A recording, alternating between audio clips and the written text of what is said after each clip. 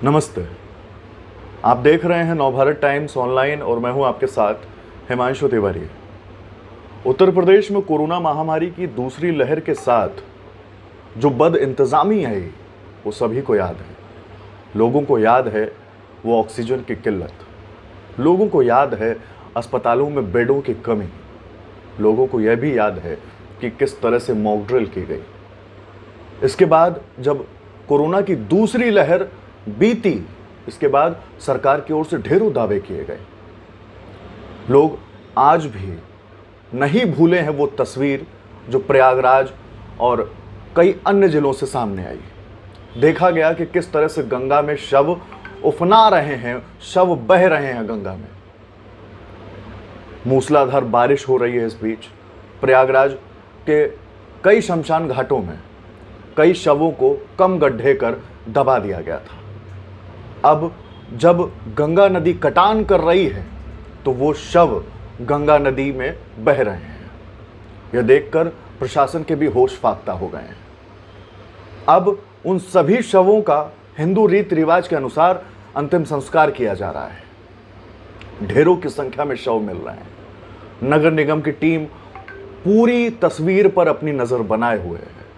आइए पूरी रिपोर्ट देखते हैं। कोरोना महामारी के दौरान प्रयागराज के शमशान घाटों पर काफी संख्या में कम गड्ढे कर शवों को दफनाया गया था। कुछ समय तक सब कुछ ठीक था। प्रयागराज में तेजी से बढ़ते जल स्तर की वजह से मिट्टी का कटान बहुत तेजी से हो रहा है। इस वजह से फाफामऊ घाट पर दफनाए गए अधिकतर शवों के बाहर आने का सिलसिला जारी है।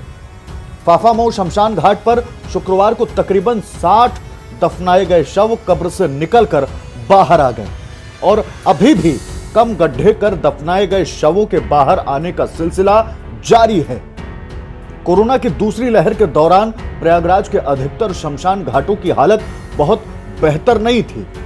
ऐसा कहा जाता है कि संक्रमण के चलते बहुत से लोगों ने अपनी जान गंवाई और यह भी माना जाता है कि बहुत लोगों ने पैसे ना होने की वजह से अंतिम संस्कार जल्दबाजी में कर दिया। इस वजह से कम गड्ढे कर दफनाए गए शव प्रयागराज के फाफामऊ शमशान घाट से बाहर आने लगे। इधर कई दिनों से प्रयागराज में गंगा का जल स्तर बहुत तेजी से बढ़ रहा है। इसके चलते मिट्टी के कटान की वजह से शव बाहर आ रहे हैं। अगर आंकड़ों की बात की जाए तो शुक्रवार को 60 शव कब्र से निकलकर बाहर आ गए, जिनका अंतिम संस्कार नगर निगम ने करवा दिया। जब शनिवार को बहुत तेजी से जल स्तर और बढ़ा तो 30 शव फिर से कब्र से बाहर आ गए। यह सिलसिला रविवार को भी जारी रहा। रविवार को तकरीबन 10 शव कब्र से बाहर निकले। यह भयानक मंजर महसूस कीजिए।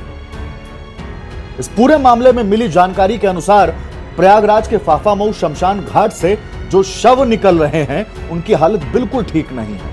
इसलिए नगर निगम सभी का अंतिम संस्कार हिंदू रीति रिवाज के अनुसार देर शाम तक करा देता है, क्योंकि इन शवों को अगर अंतिम संस्कार सही समय पर नहीं किया गया तो महामारी का खतरा फैल सकता है। जिस उम्मीद के साथ जनता भारतीय जनता पार्टी को शासन सत्ता में लेकर के आई थी, वो सारी उम्मीदें खत्म हो चुकी हैं और सारी उम्मीदें पर पानी फिर चुका है।